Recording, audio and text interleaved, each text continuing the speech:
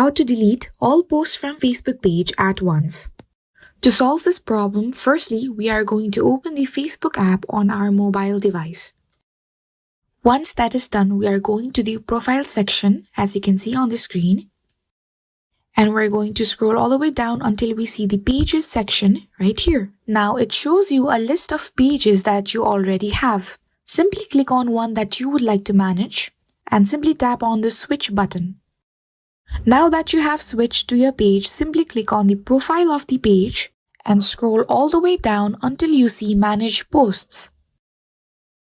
As you can see, I've found it. Now go to the Publish section and start selecting the post that you would like to delete. Now click on the Edit button and simply move it to Trash. If the problem is not solved through this method, you can simply report it to the Facebook, and that's it.